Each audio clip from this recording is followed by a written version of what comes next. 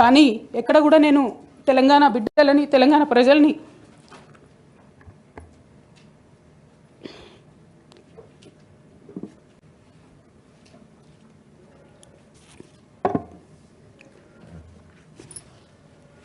వాళ్ళను డిసప్పాయింట్ చేయదు కాబట్టి నవ్వుతూ పనిచేస్తూ వెళ్ళిపోయిన అధ్యక్ష ఇప్పుడు నా దగ్గరికి ఎప్పుడు పెద్దవాళ్ళు పైరవికారులు కాంట్రాక్టర్లు ఎవరు రాలేదు అధ్యక్ష.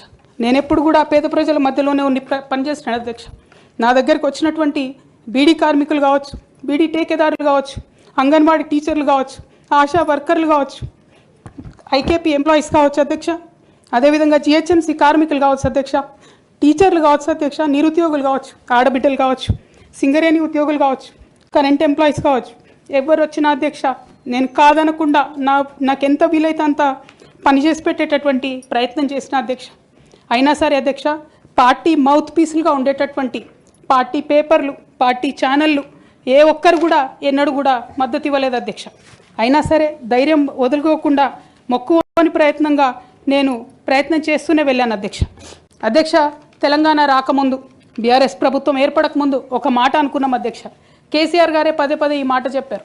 ఉమ్మడి రాష్ట్రంలో మనకు కాంట్రాక్ట్ వ్యవస్థ వచ్చింది, మరి కాంట్రాక్ట్ ఎంప్లాయీస్తోని, అవుట్సోర్సింగ్ ఎంప్లాయీస్తోని దేశానికి నష్టం జరుగుతుంది, రాష్ట్రానికి నష్టం జరుగుతుంది, అందరికన్నా ఎక్కువ తెలంగాణ యువకులకు నష్టం జరుగుతుందని చెప్పారు అధ్యక్ష. ఆనాడు వారు సరదాగా ఒక మాట అనేవాళ్ళు, అందరికీ కాంట్రాక్ట్ పోస్ట్ ఉంది, మరి ముఖ్యమంత్రికి కూడా కాంట్రాక్ట్ పోస్ట్ ఉంటుందా అని చెప్పి ప్రశ్నించేవారు అధ్యక్ష. కానీ తెలంగాణ వచ్చిన తర్వాత 10 ఏళ్లలో కూడా కాంట్రాక్ట్ వ్యవస్థను మనం రద్దు చేసుకోలేకపోయినాం అధ్యక్ష.